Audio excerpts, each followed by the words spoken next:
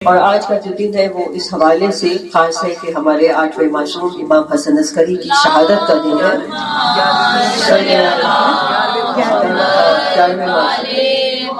11ویں معصوم امام حسن عسکری ان کی شہادت کا دن ہے، اور ظاہر ہے کہ ہر معصوم جو ہے وہ اپنی ذات میں ہمارے لیے ایک مکمل نمونہ ہے، اور ان کی پیروی میں ہماری زندگیاں گزرنی چاہیے۔ لیکن کچھ معصومین جو ہے ان کو ٹائم بہت، دنیا میں عمر بھی بہت چھوٹی ملی اور ان کو ٹائم بہت کم ملا، جیسے امام حسن عسکری کی عمر مبارک جو ہے وہ کل 28 سال کی ہوئی، لیکن جو زیادہ تر وقت ہے آپ کا وہ قید میں گزرا، اور آپ کا جو زمانہ تھا وہ اس لحاظ سے بہت سخت تھا کہ جو اگلی ولادت تھی وہ 12ویں معصوم کی تھی، جس کے لیے اللہ کے رسول کی حدیث لوگوں کے ذہنوں میں تھی کہ وہ دنیا میں عدل و انصاف کو قائم کریں گے۔ اس لیے جو سلاطین تھے اس زمانے کے، بلکہ ہر دور کے سلاطین کے نظروں میں یہ حدیث رہتی تھی کہ اللہ کے رسول یہ ارشاد فرما گئے، تو اس لیے معصومین جو تھے، ہر زمانے کا معصوم وہ اپنے اپنے دور میں سختی اٹھاتے تھے، تکلیف اٹھاتے تھے۔ درود پڑھ لیجیے ایک مرتبہ۔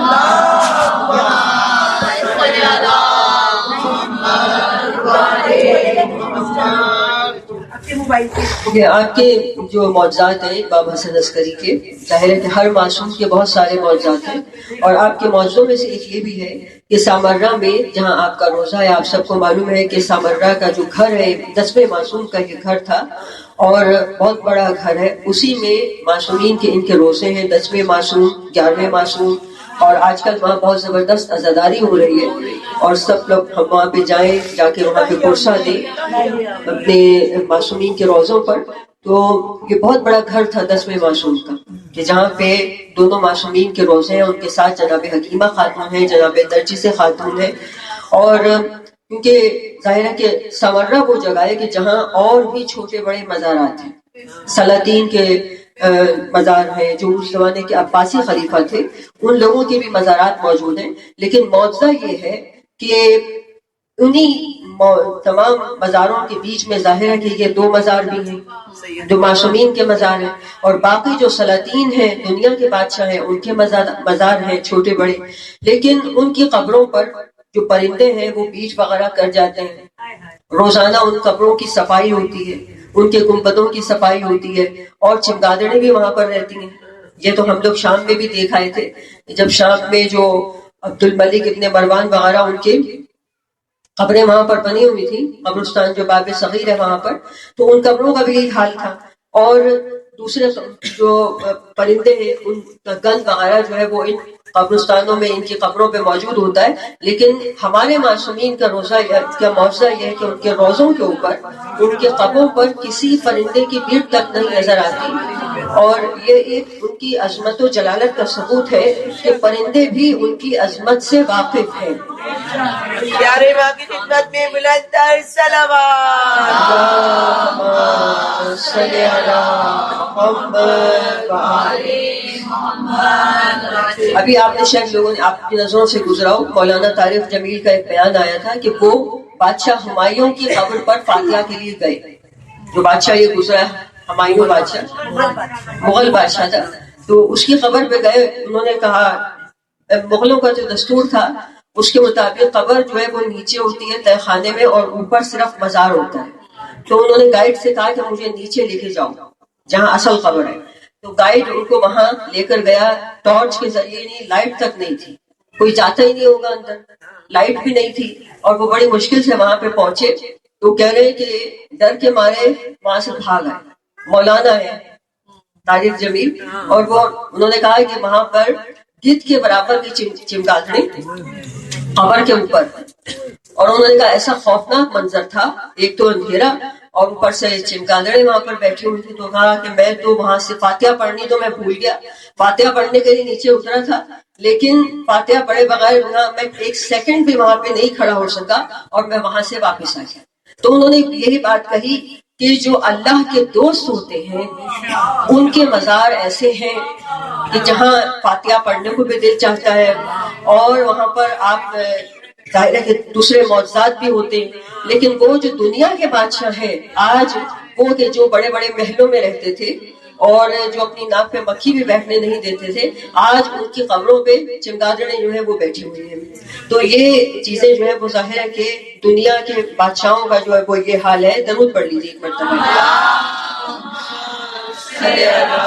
محمد حضرت داؤد علیہ السلام کو جو پروردگار نے بہت ساری عظیم انعامات ان کو عنایتیں ان کے اوپر کی تھی، لیکن ایک عنایت ان کے اوپر یہ کی تھی کہ اللہ نے پہاڑوں کو حکم یہ دیا تھا کہ جب داؤد ذکر خدا کریں تو آپ ان کے ساتھ ہم آواز ہو جائیں، اور پرندوں کو حکم دیا کہ جب داؤد ذکر خدا کریں تو تم بھی ان کے ساتھ ہم آواز ہو. چنانچہ جب حضرت داؤد زبور کی تلاوت کرتے تو چرند پرند پہاڑ کوئی بھی شے ایسی نہیں تھی جو آپ کے ساتھ ہم آواز نہ ہوتی. تو چھٹے امام جعفر صادق علیہ السلام فرماتے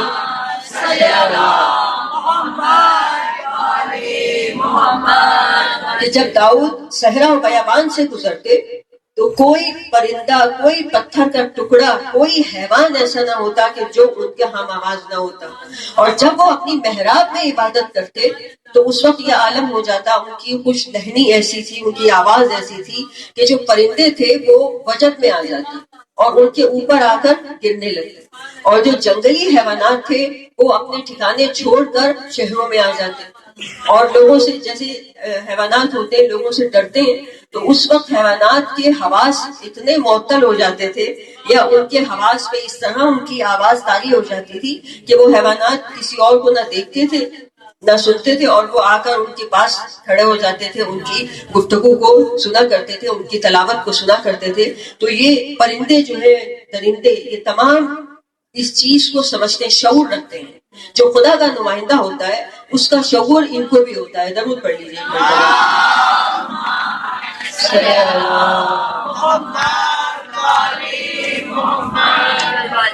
11ویں معصوم کو بہت زیادہ قید میں رہنا پڑا اور آپ کے اوپر سختیاں بہت زیادہ ہوتی تھی. جو بھی آپ کو دروغہ زندہ ملتا تھا تو ایک دروغہ زندہ جو تھا وہ آپ کے اوپر بہت سختی کرتا تھا. اس کی بیوی اسے کہتی تھی کہ تم کیوں ان کی بد دعا لوگے، تم ان پہ اتنی سختی کرتے ہو، تمہیں پتا ہے کہ اللہ کے نیک بندے ہیں. اس نے کہا کہ نہیں، میں انہیں درندوں کے آگے ڈال دوں. اور اس نے ایسا کیا بھی کہ اس نے آ کے امام کو درندوں کے درمیان کھڑا کر دیا. لیکن آپ کو معلوم ہے کہ انسان سے زیادہ حیوان امام کی پہچان رکھتے تھے، اور جیسے ہی امام کو ان درندوں کے درمیان چھوڑ کر گیا تو وہ تمام درندے جو جنگلی درندے تھے کہ جو ایک آنے واحد میں انسان کو پھاڑ کھاتے تھے، وہ سب امام کے قدموں میں لوٹنے لگے اور امام کے ہاتھ پاؤں چاٹنے لگے، اور امام نے انہی کے درمیان کھڑے ہو کر نماز پڑھی اور بتایا کہ دیکھو تم ہماری عظمت نہیں جانتے، لیکن یہ جنگلی جانور جو ہے وہ ہماری عظمت جانتے. تو ابو جعفر کہتے ہیں کہ ہم نے امام سے عرض کیا 11ویں معصوم سے کہ ہمیں کوئی معجزہ دکھائے تاکہ ہم لوگوں کو بتائیں. تو امام نے فرمایا کہ معجزہ تو میں تمہیں دکھا دوں گا، لیکن کہیں ایسا نہ ہو کہ تم مرتد ہو جاؤ. ایسا ہی ہوتا ہے نا بعض اوقات معجزے کا جو اثر ہوتا ہے، جیسے ہم لوگ کہتے رہتے ہیں کچھ بھی ہو جائے، ہم کہتے ہیں مولا معجزہ دکھا دیتے، مولا معجزہ دکھا دیتے، لیکن کیا پتا وہ معجزہ دیکھے آپ ہی الٹے ہو جائیں تو پھر کیا ہوگا. تو اس لیے معجزات ایسے نہیں ہوتے. معجزات دکھانے، جہاں پہ معجزے کی ضرورت ہوتی ہے وہاں معجزہ دکھایا بھی جاتا ہے. تو ابو جعفر کہتے ہیں کہ ہم نے 3 بار قسم کھائی تھی مولا نہیں ہمیں آپ معجزہ دکھائیں اور ہم وہ معجزہ دوسروں کو بتائیں گے. تو امام نے جہاں آپ مصلے پر بیٹھے ہوئے تھے اسی مصلے کے نیچے غائب ہو گئے، زمین کے نیچے، اور کہا کہ کچھ دیر کے بعد آئے تو ان کے ہاتھ میں ایک بہت بڑی مچھلی تھی. اب دیکھیں یہاں پہ عقیدوں کی کتنی ضرورت ہے کہ انسان کا امام کے اوپر عقیدہ جو ہے وہ پختہ ہونا چاہیے کہ معجزے کو ہم سمجھ سکیں کہ معجزہ ہے کیا. تو اس نے کہا کہ امام نے وہ مچھلی مجھے کہا کہ میں یہ 7ویں سمندر سے تیرے لیے لے کر آیا، اور کہا کہ ہم نے پکا کے کھائی، ہمارے سب دوستوں نے کھائی، اور وہ مچھلی ہمارے لیے برکت کا باعث بنی. اسی طرح ابو جعفر کہتے ہیں کہ جب امام بازار میں نکلتے تھے، سامرا کے بازاروں سے گزرتے تھے تو بند دروازے کھل جاتے تھے، تالے ٹوٹ جاتے تھے، اور امام ہمیں ان افعال کی خبر دیتے تھے کہ جو ہم نے رات کو انجام دیے ہوتے تھے. تو ابو جعفر کہتے ہیں کہ ہم نے سامرا کے بازاروں میں امام کو چلتے ہوئے دیکھا، آپ کا سایہ نہیں تھا، آپ کا سایہ نہیں تھا. اور ابو جعفر کہتے ہیں کہ ہم نے دیکھا امام حسن عسکری آج درخت کے پتوں کو اپنے ہاتھ میں لیتے تھے تو وہ چاندی میں تبدیل ہو جاتے تھے. ضرور پڑھ لیجیے.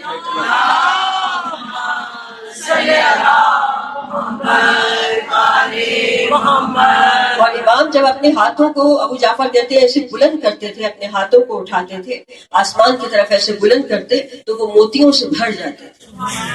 دیکھیے یہ ہمارے امام کی عظمتیں ہیں تو جن سے جو لوگوں نے دیکھی ہیں، اور ہم انشاءاللہ اگر امام کے لشکر میں شامل ہوئے تو یقیناً ہم 12ویں امام سے یہ تمام معجزات جو ہے وہ ضرور دیکھیں گے. اور ہر امام جو ہے وہ اپنے بعد آنے والے امام کا تعارف کرواتا ہے، اپنی زندگی میں ہی بتاتا ہے کہ دیکھو میرے بعد جو آنے والا امام وہ یہ ہے.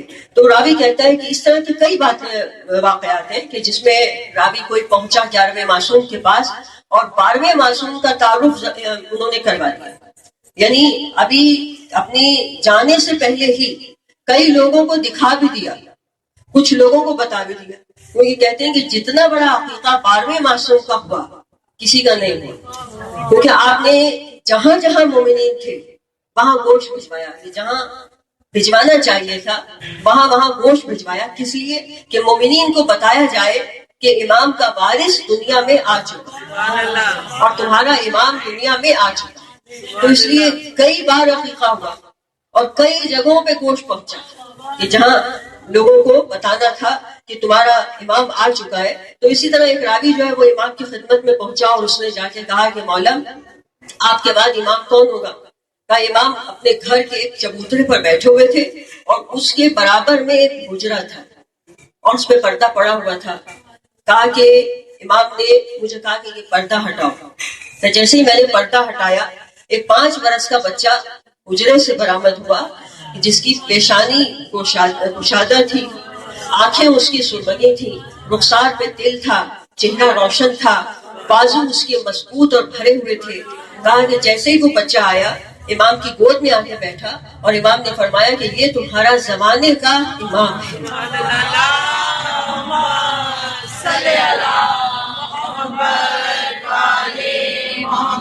یا امام المنتظر الأجل الأجل یا امام المنتظر الأجل الأجل یا امام المنتظر الأجل الأجل. اس وقت کی یہی آواز ہے کہ لبیک یا مہدی، لبیک یا مہدی، لبیک یا مہدی. سب ہاتھ بلند کر دیں. لبیک یا مہدی. جس نے سامرا جانا ہے دونوں ہاتھ بلند کر کے بلند آواز سے کہہ دے لبیک یا مہدی، لبیک یا مہدی، لبیک یا مہدی، لبیک یا مہدی، لبیک یا حسین، لبیک یا حسین، لبیک یا زینب، لبیک یا زینب، لبیک یا زہرا، لبیک یا زہرا، لبیک یا عباس، لبیک یا عباس. آواز بلند صلوات. اللہم صلی علی محمد وعلی محمد.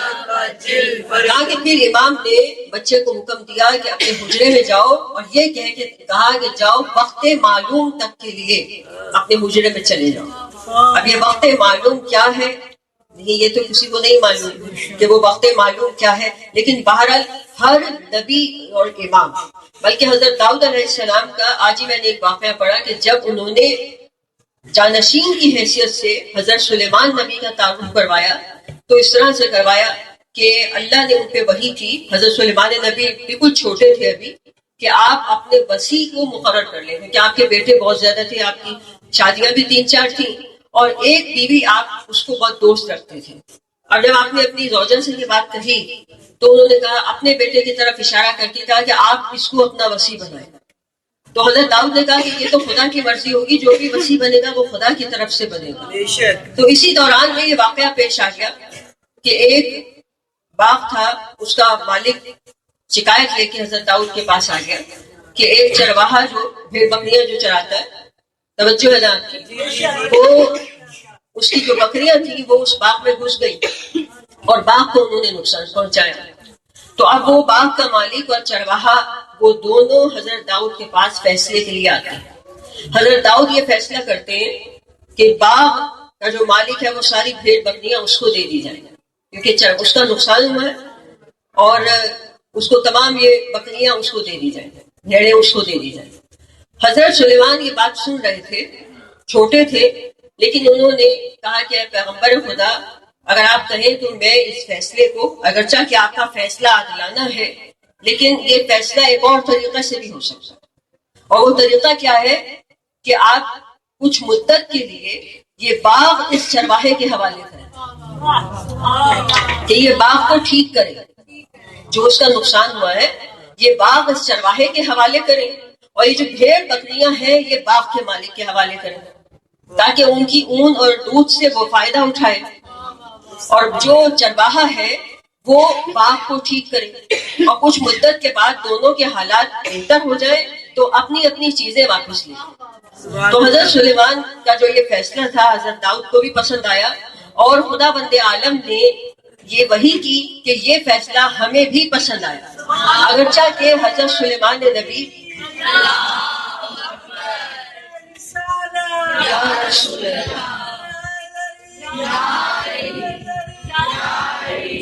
محمد والے محمد لاکھوں درود و سلام کے ساتھ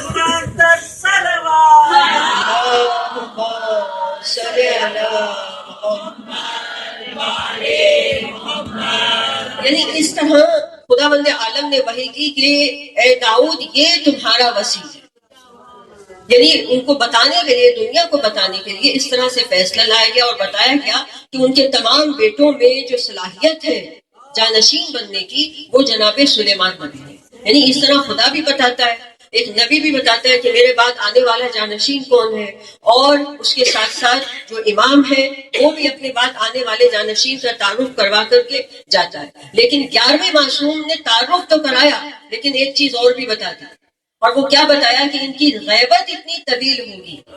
یہ 11ویں معصوم خود ہی بتاتا کہ غیبت اتنی طویل ہوگی کہ اکثر ماننے والے ہی اپنے عقیدے سے پھسل جائیں۔ اب دیکھیں معصوم کا فرمان ہے، کسی مولوی کا تو ہے نہیں کہ غلط بھی ہو سکتا ہو، یہ تو معصوم کا فرمان ہے کہ اپنے عقیدے پر لوگ جو ہے وہ بچیں گے نہیں۔ لیکن امام نے ایک علامت بتا دی کہ عقیدے پہ باقی جو ہے وہ کون رہے گا، وہ باقی رہے گا کہ جس سے اللہ نے ہماری ولایت کا عہد لیا، جس نے تائید کی ہو، ہماری ولایت کی تائید کی ہو، اور یہ جو ولایت کی تائید ہے یہ ہم عالم ارواح میں کر کے آئے ہیں۔ لیکن یہاں پر ہمارے اس عقیدے کو نقصان نہ پہنچے، اس لیے ہمیں اس بات کے اوپر کام کرنا ہوگا، سوچنا ہوگا، یعنی خود، کیونکہ ہم اشرف المخلوقات ہیں اور ہمیں دونوں راستے دکھائے گئے ہیں، اچھا راستہ بھی دکھایا گیا اور برا راستہ بھی دکھایا گیا۔ تو ولایت کا عقیدہ صرف باقی نہیں رکھنا، بلکہ وہ راسخ ہونا چاہیے ہمارے اندر، اس کو راسخ ہونا چاہیے کہ اللہ نے جس کے دل میں ایمان لکھ دیا ہو، ایمان اس کے اندر پیوست ہو گیا ہو، یعنی صرف ایمان جو ہے وہ ہماری زبانوں پہ نہ رہے۔ جیسے اللہ کے رسول کے پاس کچھ لوگ آئے اور انہوں نے کہا آ کے کہ یا رسول اللہ اب تو ہم مومن ہو گئے، ہم نے تو اسلام قبول کر لیا۔ تو اللہ نے فوراً کہا کہ آپ ان کو کہہ دیں کہ آپ یہ نہ کہیں کہ آپ مومن ہو گئے۔ توجہ ہے نا آپ کی؟ کیا کہا؟ آپ یہ مت کہیں کہ آپ مومن ہو گئے، آپ صرف یہ کہیں کہ ہم مسلمان ہوئے ہیں۔ مومن کا لفظ استعمال نہ کریں، کیونکہ ابھی ایمان آپ کے دلوں میں اترا نہیں ہے، ابھی ایمان آپ کے اندر راسخ نہیں ہوا، بے وست نہیں ہوا۔ یعنی ایمان جو ہے وہ پیوست ہونا چاہیے ہمارے دلوں کے اندر، روحوں کے اندر، صرف زبانوں پہ نہ ہو کہ ہم مسلمان ہیں، ہم مومن ہیں، بلکہ وہ روح کے اندر پیوست ہونا چاہیے۔ اور چھٹے امام جعفر صادق علیہ السلام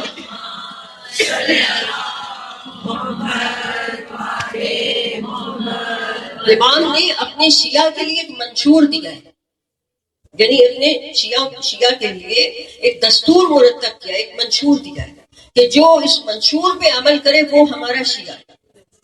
یہ بات سمجھ میں آ رہی ہے نا آپ کو کہ آپ کے لیے امام نے ایک قانون بنایا ہے، کچھ شرائط، یعنی کہ کچھ سمجھ لیں آسان زبان میں کہ کچھ شرائط ہے شیعہ ہونے کی، جس پہ پورا اتریں گے تو شیعہ کہلائیں گے، اور یہ ایک طرح سے ہمارا امتیاز ہے، ہماری فضیلت ہے نا یہ۔ بے شک بے شک، ٹھیک ہے، بڑے چپ کر کے سن رہے ہیں آپ لوگ اپنی فضیلت کو، یہ ہماری فضیلت ہے، ہمارا امتیاز ہے۔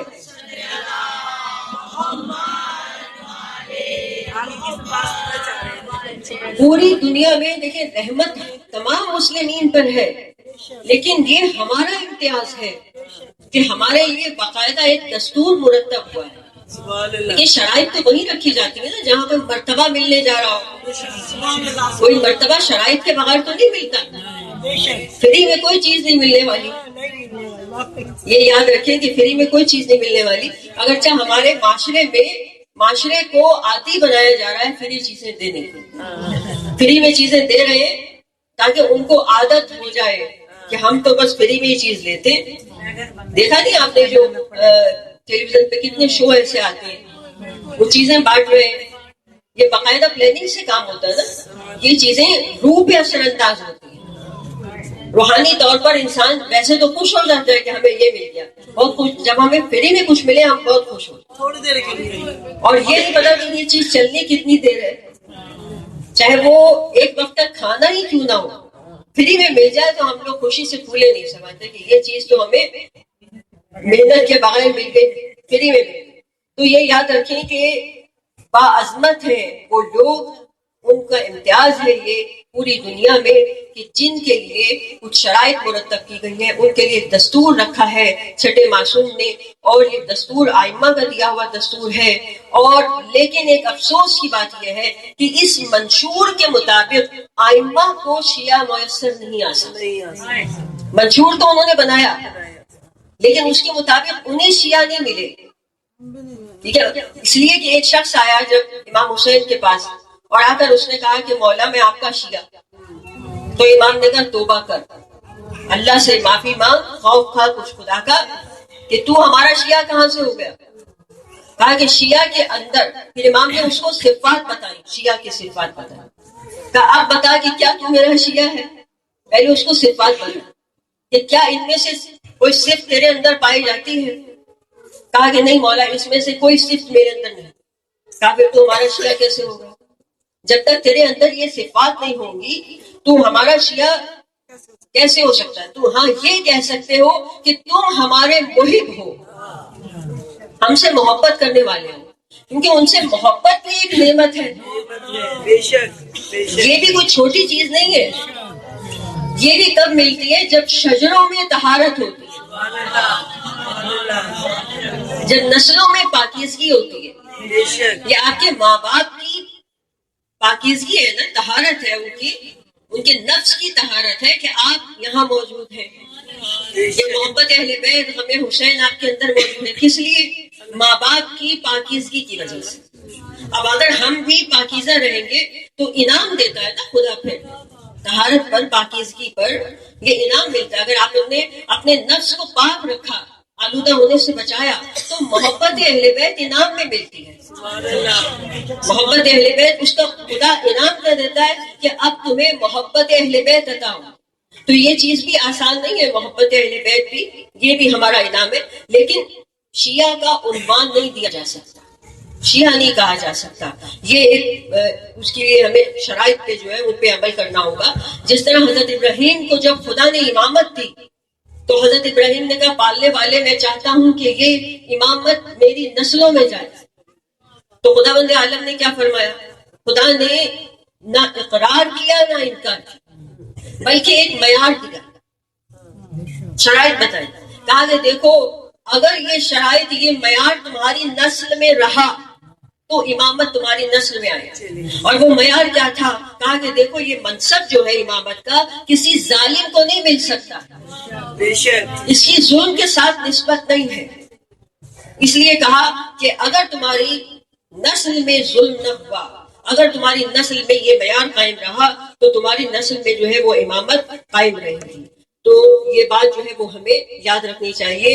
دیکھیں چھٹے معصوم کے 4000 شاگرد تھے، 4000 شاگرد. جو آپ کا درس ہوتا تھا مدینے میں وہ سب سے بڑا درس تھا جو آپ کا، کیونکہ اس زمانے میں صرف آپ ہی کا درس نہیں ہو رہا تھا.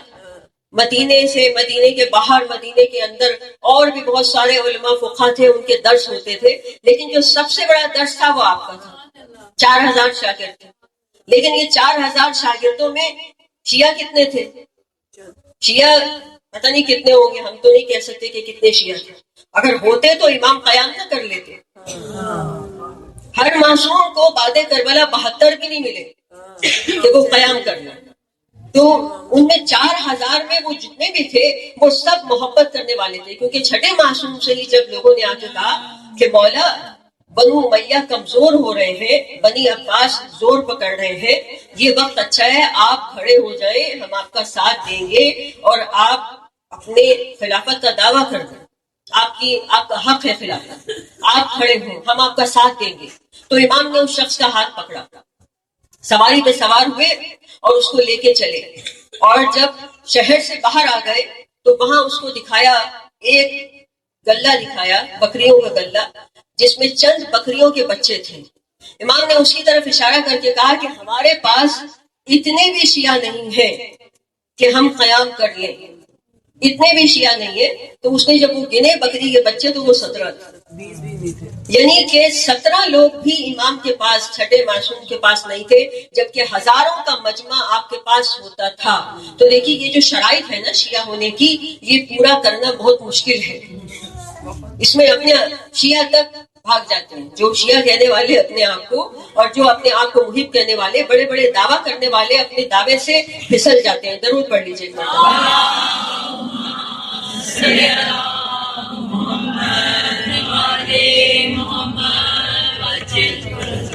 تو یہ کام جو ہے وہ آسان نہیں ہے, بہت مشکل کام. لیکن اب دیکھیں جس طرح سے وقت گزر رہا ہے, ہمارے پاس وقت نہیں ہے. جس تیزی کے ساتھ ہم لوگ اب, کیونکہ ہم ہی آخری زمانے کے مومن ہیں, یہ بات تو آپ مانتے ہیں, آخری زمانے والے ہم ہی ہیں. تو ہم لوگوں کو خود سے کوشش تو خود سے کرنی پڑے گی. اور ایک بات جو میں یہاں آج کہنا چاہتی ہوں کہ ہر محرم کے بعد دیکھنا چاہیے, ایک جو محرم گزرتا ہے, محرم سفر, جو لوگ عزاداری کرتے ہیں وہ اپنی غلطیوں کو نوٹ کریں کہ اس دفعہ مجھ سے کیا غلطی ہوئی.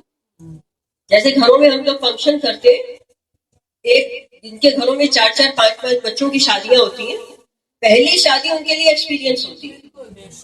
اس کے بعد وہ کہتے ہیں کہ اب یہ جو غلطی اس دفعہ ہوئی تھی یہ دوبارہ نہیں ہونی چاہیے. ٹھیک ہے, تو یہ تمام چیزیں تو ہم نوٹ کر لیتے ہیں. ہم مجلس میں کیوں نہیں نوٹ کرتے کہ جو غلطی مجلس میں اس دفعہ ہم سے ہوئی وہ آئندہ غلطی نہ ہو. بات تو جب ہے نا, کیونکہ دیکھیے مجلس کا جو ہمیں ملنے جا رہا ہے, اجر ملنے جا رہا ہے, اس میں ہمارا ثواب کم اور زیادہ ہو جاتا ہے. جب ہم مجلس کرتے ہیں تو اس میں ثواب کے اوپر اثر پڑتا ہے. تو یہ ایک جزیرہ ایسا بن جائے گا. میں نے یہ پڑھا ہے کتابوں میں کہ امام کو بلانے کے لیے, زمانے کے امام کو بلانے کے لیے ضروری نہیں ہے کہ کوئی لاکھوں کا مجمع ہوگا تو امام آئے. اگر ایک علاقے کے مومنین متحد ہو جائے کہ ہم امام کو بلانا چاہتے ہیں اور وہ ان شرائط کو پورا کر دیں جو امام کے آنے کی ہے, تو بے شک امام ساری دنیا سے غیبت میں ہو, امام تمہارے لیے آ جائے. یہاں پہ یہ شرط نہیں ہے امام کی طرف سے کہ پوری دنیا جب تیار ہو جائے گی جب میں آؤں گا. تم اپنا یہاں ایک جزیرہ بنا لو, تم اپنا ایک ایسی جگہ بنا لو کہ جہاں اگر 60-70 مومن بھی ہوں تب بھی امام آ جائے. کے ساتھ بلند صلوات.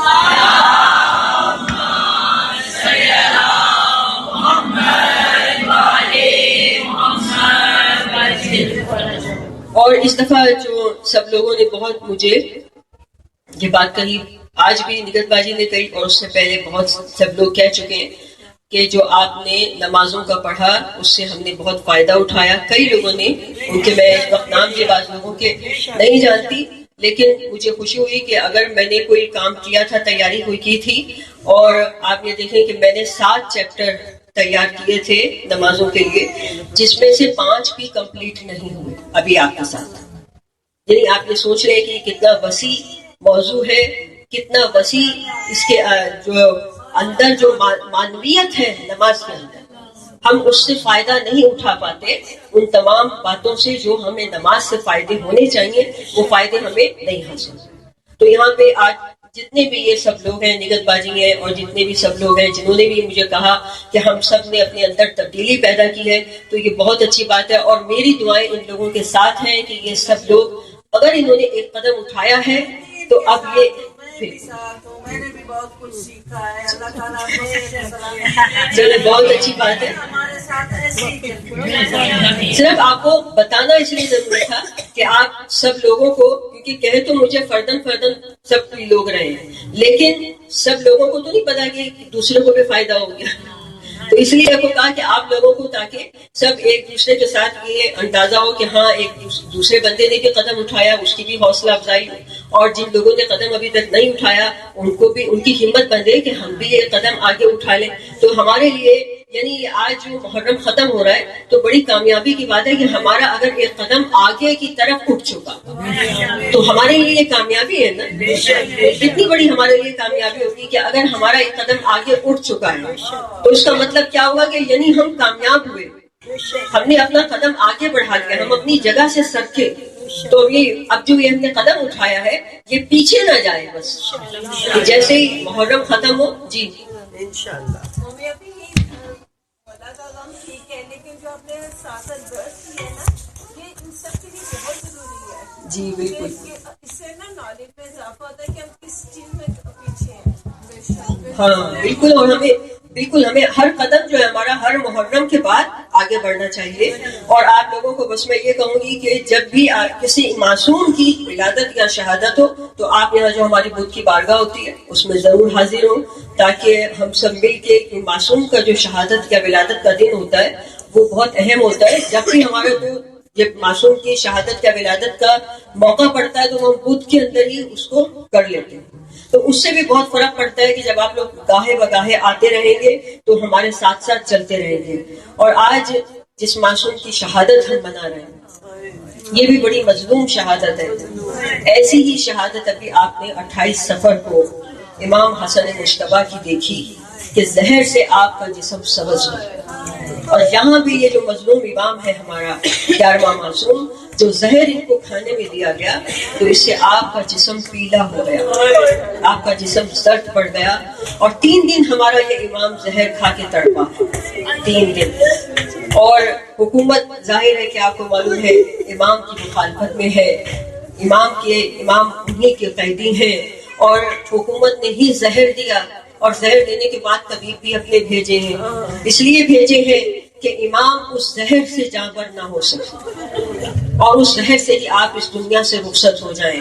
اور وہ طبیب برابر اعلان کر رہے ہیں، عوام کو بتا رہے ہیں، عوام کو گمراہ کر رہے ہیں کہ امام کی طبیعت اچانک خراب ہو گئی ہے، انہیں کوئی زہر نہیں دیا گیا. لیکن امام 3 دن تڑپے اس زہر کے ساتھ. اور جو آپ کا غلام تھا عقید، وہ کہتا ہے کہ میں امام کے ساتھ تھا، میں فرزند رسول کو تڑپتا ہوا دیکھ رہا تھا. دیکھیں کتنی مصیبت کی بات ہے کہ بیٹا بھی غیبت میں ہو اور باپ تڑپ رہا ہو، اور 28 برس کی عمر ہے امام کی. غلام کہتا ہے کہ امام نے جس دن شہادت تھی، آج کا جو دن تھا امام کی شہادت کا، تو امام نے وضو کے لیے پانی مانگا. آپ نے وضو کیا، نماز پڑھی، اور نماز پڑھنے کے بعد آپ نے کہا مجھے پلانے کے لیے پانی کوزے میں وہ لے کر آؤ. غلام کہتا ہے کہ میں پانی لے کر آیا، امام نے ہاتھ میں کوزہ لیا، لیکن آپ کے جسم میں راشا تھا، آپ پانی پی نہیں سکے، پانی لبوں تک لے جا نہیں سکے، یہاں تک کہ آپ نے پیالہ کنیز کو واپس کر دیا اور آپ خاموش ہو گئے. یعنی آپ اس دنیا سے رخصت ہوئے. جب آپ اس دنیا سے رخصت ہوئے اور زمانے کے امام جن کو آج ہم پرسہ دینے کے لیے آئے ہیں، یہ داغ بھی زمانے کے امام کے دل پر رہ گیا کہ میرا بابا دنیا سے پیاسا گیا. عزیزانو، یہ پیاس جو ہے آل محمد کے لیے بہت اہمیت رکھتی ہے. جب سید سجاد نے اپنے بابا کی قبر بنائی تھی نا تو انگلی سے قبر پہ لکھا تھا ہاذا قبر عطشان، یہ پیاسے کی قبر. اور آج زمانے کا امام کربلا کی طرف رک کر کے کہہ رہا ہے کہ اے میرے جد مظلوم حسین، آپ پیاسے دنیا سے رخصت ہوئے اور میرا بابا بھی پیاسا ہی دنیا سے رخصت ہوا. عزیزانو، آج 8 ربیع الاول کا جو دن تھا یہ قیامت بن کے جناب فاطمہ زہرا کے گھر میں آیا کہ ہمارا 11واں معصوم دنیا سے جا رہا ہے. لیکن عزیزانو، 11ویں معصوم کے غم میں اور باقی کے معصومین کے غم میں ایک فرق ہے کہ باقی کے معصومین جن کی شہادت آپ مناتے ہیں ان کے وارث بھی دنیا سے جا چکے ہیں، اگرچہ کہ اب سب کے وارث امام زمانہ ہی ہے، لیکن 11ویں معصوم کا جو وارث ہے وہ خدا رکھے ابھی زندہ ہے. اسی لیے آج جب ہم نے یتیمی کا پرسہ دیں گے تو یہ کہیں گے کہ مولا ویسے تو آپ پہلی محرم سے رو رہے ہیں، کیونکہ یہ ہمارا وہ معصوم ہے نا جو کربلا والوں کا پرسہ پہلی محرم سے لے رہا ہے. ہمارا 12واں امام ہر مجلس میں آتے ہیں اور آ کر کربلا والوں کا پرسہ لیتے ہیں اور ایک جملہ ضرور کہتے ہیں، کربلا کی طرف رخ کر کے کہتے ہیں، اے میرے جد مظلوم، کربلا میں میں آپ کی نصرت نہ کر سکا، لیکن اب میں صبح شام خون کے آنسو بہاتا ہوں. اور ہم کہیں گے مولا آپ کے مصائب کربلا والوں کے مصائب سے ملتے جلتے ہیں. مولا وہاں بھی ایک بیٹا تھا جو آخری وقت باپ کے سرہانے نہ آ سکا، اور مولا یہاں آپ بظاہر غیبت میں تھے لیکن باپ کے سرہانے نہیں آ سکے، آپ غیبت میں تھے. یہ کربلا والوں کے مصائب سے مصائب ملتے جلتے ہیں. اور مولا جب آپ آئے باپ کے سرہانے، آپ جب شہادت ہو گئی تو آپ آ گئے اپنے بابا کے سرہانے آ گئے. آپ نے غسل و کفن بھی دے دیا، آپ کو اتنی مہلت مل گئی. آپ نے نماز جنازہ بھی پڑھا دی کہ جب آپ کے چچا جعفر نماز جنازہ پڑھانے کے لیے آگے بڑھے تو آپ نے دامن کھینچ کر کہا کہ چچا مظلوم کا جنازہ، بس معصوم کا جنازہ معصوم ہی پڑھاتا ہے، میں اپنے بابا کا وارث موجود ہوں، میں جنازہ پڑھاؤں گا. مولا آپ کو موقع مل گیا، آپ نے اپنے بابا کا جنازہ بھی پڑھا دیا. لیکن آئیے ذرا کربلا والے بیٹے کو دیکھیے کہ باپ کا لاشا جلتی ہوئی ریتی پر پڑا ہے اور ہاتھوں میں ہتھکڑیاں اور بیڑیاں ہیں، اس کو قیدی بنا کے لے جایا جا رہا ہے. اور ثانیہ زہرا فریاد کر رہی ہے، اے نانا آپ پر تو آسمان کے ملائکہ نے جنازہ آپ کا پڑھا تھا، ملائکہ نے نماز پڑھی تھی. یہ آپ کا حسین ہے جو کربلا کی جلتی ہوئی ریتی پر پڑا ہے اور اس کی ذریت قیدی بنا کے لے جائی جا رہی ہے. سزاداران حسین، تھوڑی سی دیر میں آپ کی زحمت تمام ہو جائے گی، یہ صف اعضا اٹھ جائے گی. اس سال کی آخری صف اعضا ہے. اب اگلے برس جو زندہ رہے گا وہی صف اعضا پر آ کر بیٹھے گا، وہی ماتم کرے گا.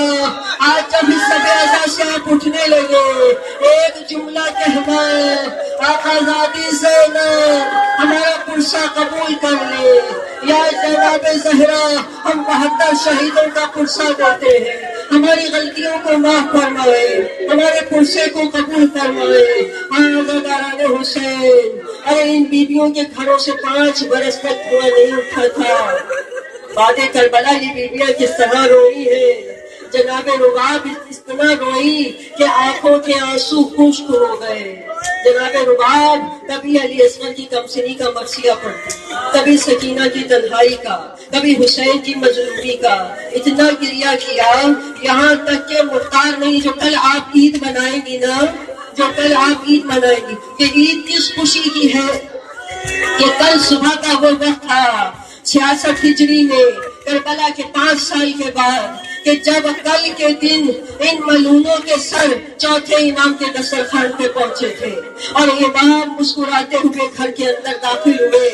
جا کر بیویوں سے کہا، آج یہ سوگ بڑھا دو، آج یہ کالے کپڑے اتار دو، گھر میں اچھا کھانا پکاؤ. مدت کے بعد اہل بیت کے گھر سے دھواں اٹھا اور جب مختار نے خط بھیجا، حرملہ کا سر بھیجا اور ساتھ میں خط بھیجا. خط میں لکھا، آقا میں نے سنا ہے میری آقا زادی رباب ٹھنڈا پانی نہیں پیتی، چھاؤں میں نہیں بیٹھتی. مولا یہ حرملہ کا سر بھیج رہا ہوں، میری جانب سے میری آقا زادی سے کہنا اب تو ٹھنڈا پانی پی لیں، اب تو چھاؤں میں بیٹھ جائیں. آپ کے اصغر کا قاتل مارا گیا. عزاداروں سید سجاد خط لے کے اپنی ماں کے پاس گئے، جا کے ماں کے برابر میں بیٹھ گئے. کہا اماں مبارک ہو. کہا بیٹا کس بات کی مبارکباد دے رہے ہو؟ کہا اصغر کا قاتل مارا گیا، مختار کا خط آیا ہے. کہا بیٹا لاکھ قاتل مارے جائے میرا اصغر تو واپس نہیں آ سکتا. بیٹا میری تو گود اجڑ گئی نا، میرا اصغر تو نہیں آ سکتا. کہا کہ اماں مختار نے گزارش کی ہے، اماں اب تو ٹھنڈا پانی پی لو، اماں اب تو چھاؤں میں آ جاؤ. جناب رباب عزاداروں کیا کہتی ہے، بیٹا مجھے یہ بتا تو کیا چاہتا ہے؟ سید سجاد کہتے ہیں اماں میرے پاس تو کچھ نہیں ہے، میں پھوپھی زینب کو لے آیا ہوں. ہم دونوں ہاتھ جوڑ کے کہتے ہیں اماں چھاؤں میں آ جاؤ، ٹھنڈا پانی پی لو. جناب زینب رباب ایک مرتبہ سید سجاد کو دیکھتی ہے، کچھ دیر دیکھنے کے بعد کہا سجاد میں تیرا کہنا مان لوں، میں ٹھنڈا پانی پی لوں گی، میں چھاؤں میں بیٹھ جاؤں گی، ایک کہنا تو بھی میرا مان لے. کہا اماں کیا کہنا مان لوں؟ کہا تو خون رونا بند کر دے. سجاد تو آنکھوں سے جو خون بہاتا ہے کہ خون بہانا بند کر دے. ارے میں چھاؤں میں آ جاؤں گی، میں ٹھنڈا پانی بھی پی لوں گی. عزیزانو سید سجاد کیا جواب دیتے ہیں اپنی اماں کو کہتے ہیں اماں میرا کچھ نہیں بچا، اماں میرا بابا مارا گیا، میرا بھائی مارا گیا، میں نے اپنے جوان بھائیوں کو خاک و خون میں تڑپتا دیکھا، اماں میں کیسے خون رونا بند کر دوں؟ رباب کہتی ہے سجاد انصاف کر، ارے تیری تو پھر بھی پھوپھی موجود ہے، تیری بہن موجود ہے، تیرا چچا محمد حنفیہ موجود ہے. سجاد بتا میرے پاس کیا رہ گیا؟ ارے ایک اصغر تھا وہ کربلا میں رہ گیا، سکینہ زندان شام میں رہ گئی، میرے سر کا تاج کربلا میں رہ گیا. سجاد میرے پاس تو کچھ نہ رہا. عزاداروں آخر میں امام کیا کہتے اماں میں امام ہو کے حکم دیتا ہوں، اماں چھاؤں میں چلو، ٹھنڈا پانی پیو. بس عزاداروں ایک طرف سے سید سجاد نے بازو پکڑا، دوسری طرف سے جناب زینب نے پکڑا، لے کے چلے. بیویاں کہہ رہی ہے ارے آج تو بڑے خوشی کا دن ہے، اماں رباب چھاؤں میں جا رہی ہے، لیکن عزاداروں ابھی ایک قدم دھوپ میں تھا، ایک چھاؤں میں تھا. رباب نے کربلا کی طرف رخ کیا اور کربلا کی طرف رخ کر کے کہا السلام علیکم یا عبد اللہ الحسین. آقا میرا وعدہ ٹوٹ رہا ہے، آقا میں چھاؤں میں نہیں جانا چاہتی، میرا وعدہ نہ ٹوٹے، میرے وعدے کی لاج رکھنا. ادھر من کا ٹھل گیا.